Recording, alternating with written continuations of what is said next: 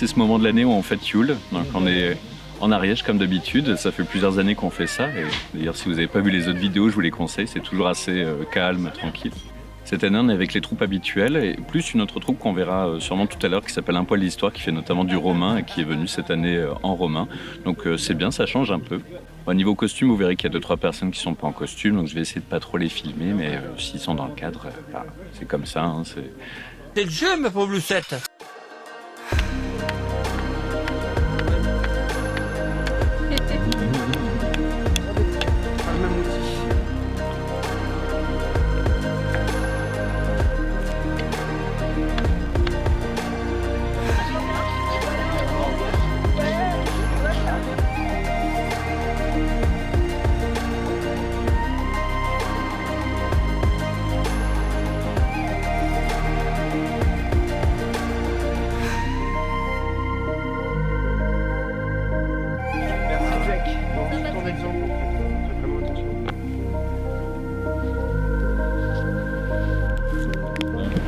Là je suis en train de rallumer le four pour faire cuire le gigot de mouton. Donc l'idée c'est d'avoir un gros lit de braise, donc là on bourre un peu en bois histoire de faire un gros feu et d'avoir vraiment un bon lit de braise derrière qu'on va pouvoir recouvrir, fermer et que ça cuise en basse température, en cuisson lente quoi, pendant 8 ou 10 heures. On prend un gigot de chevreuil qui est là, qui a été amené par des copains. Et en fait ce qu'on va faire c'est qu'on va le faire dans le four qu'on est en train de faire là-bas.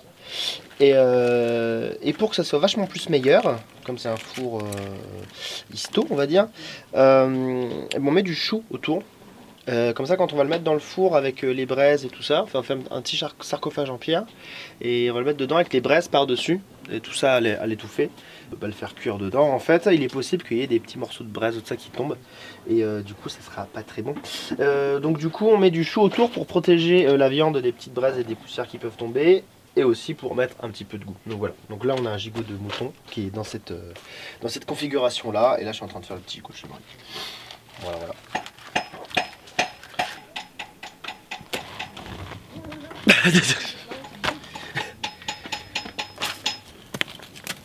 T'as oublié de faire une incantation ou un truc là. Wololo, wololo. Wololo, wololo, comme ça? Ouais. Mais non, après il va changer de couleur. Du coup la lèvre, t'enlèves le bois qui est pas brûlé pour garder que les braises? Ouais c'est ça. D'accord. J'en mets un peu sur le côté aussi. Parce que t'es chef c'est pour ça. C'est une pierre de forge, ça va être ça. On avait un deal. C'est une pierre de forge. Une pierre percée. Ouais. On met d'abord les plus petits. Peut-être, non? On va mettre les trois. On fait les deux petits alors ou... Bah comme tu veux, on peut. Ouais, mais ceux-là ils vont être prêts avant quoi, tu vois.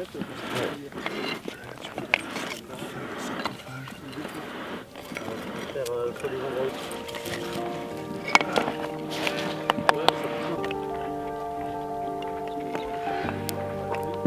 Il a forgé au bois.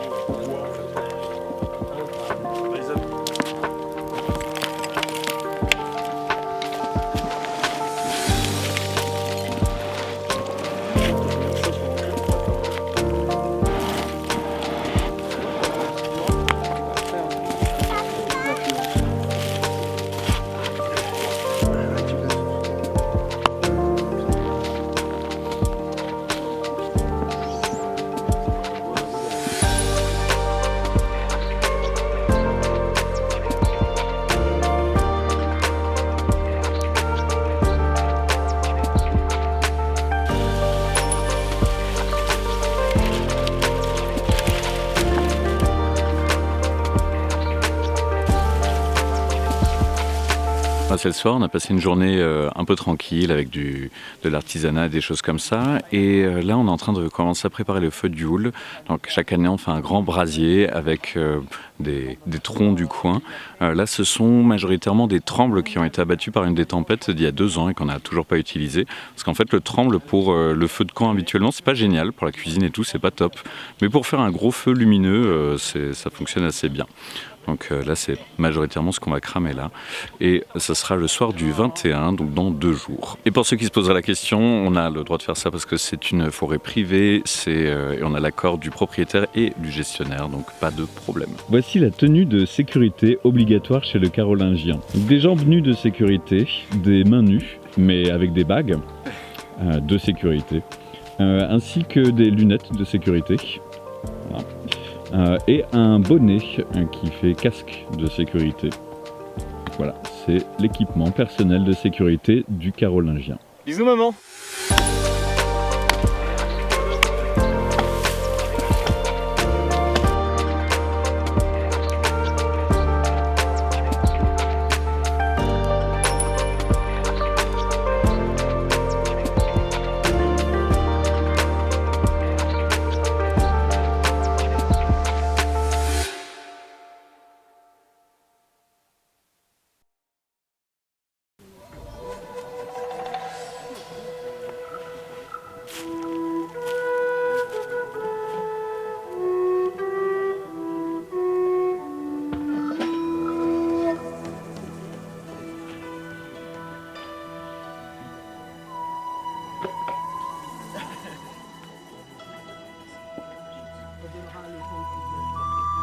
C'est-à-dire que bon.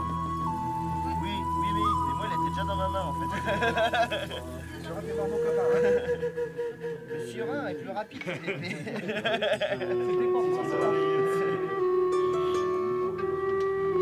Non, le principe d'un surin, c'est que tu le vois pas.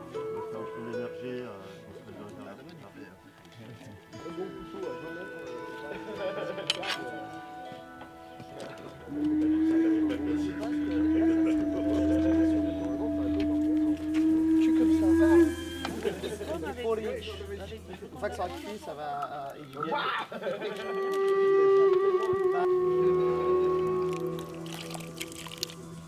Jake, tu me fais bien.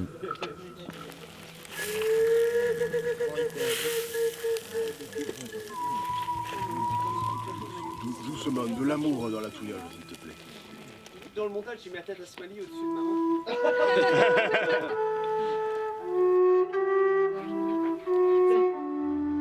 On est le 21, c'est le soir du solstice et aujourd'hui on va monter le grand bûcher comme habituellement. Tous les ans on fait ça, donc on fait un grand bûcher qu'on allume et le but c'est que le feu dure toute la nuit jusqu'au matin. C'est une tradition qui est très présente chez beaucoup de peuples païens et notamment chez les Scandinaves sûrement de la période viking. En vrai, on n'en sait pas grand-chose parce qu'il y a assez peu de sources sur ce genre de rite, en tout cas de sources contemporaines à l'époque viking. Ce qui se fait, c'est que comme le 21 décembre, c'est la nuit la plus longue de l'année, l'idée c'est de faire ce grand feu qui illumine toute la nuit jusqu'au matin. Et comme ça, après, les jours peuvent continuer à rallonger. Donc forcément, pour des peuples du Moyen-Âge qui vivaient de l'agriculture, de l'élevage, c'était super important. Donc on a déjà ramené pas mal de bois et vous voyez que le tas de bois qui est derrière moi, il va devoir disparaître. Donc ça va être le gros job du jour.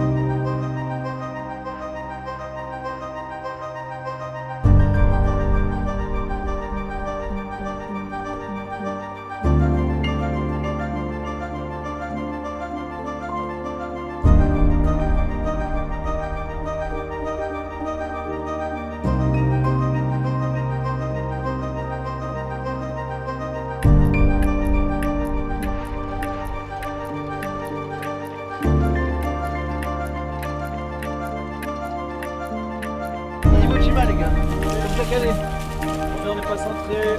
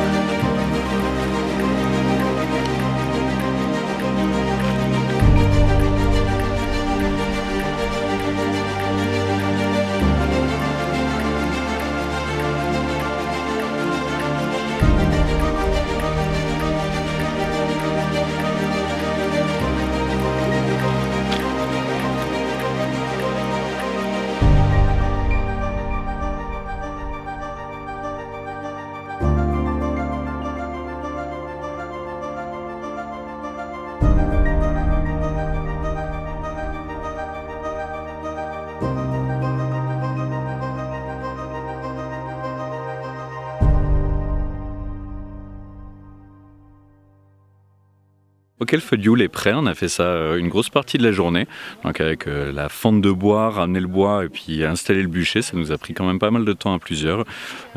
C'était du joli travail d'équipe, c'était sympa, et là pour l'instant il fait pas encore nuit, donc bien sûr le feu sera allumé à la tombée de la nuit. On a de la chance parce qu'il fait super beau, et à vrai dire on a eu du beau temps sur tout le week-end là. Enfin je dis week-end même si on est mardi en fait, et c'est vraiment la meilleure météo qu'on ait eue jusqu'ici, donc top.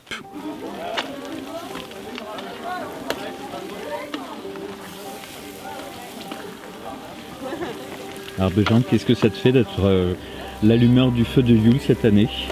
Alors, je voudrais remercier ma famille, mes sponsors.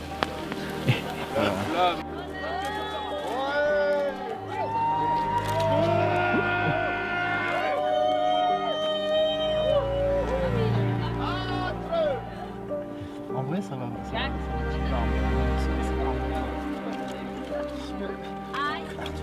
sais que tu m'as fait exactement là. Vous êtes beaux les gars comme ça.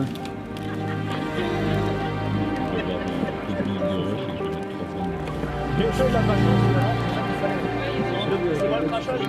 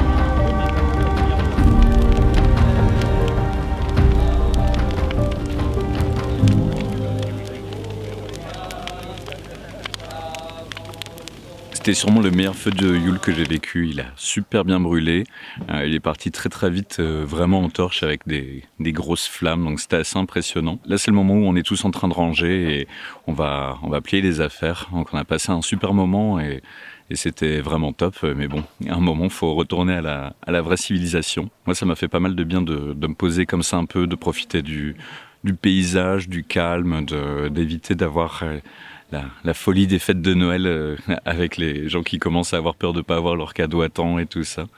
Donc ouais, c'était vraiment top.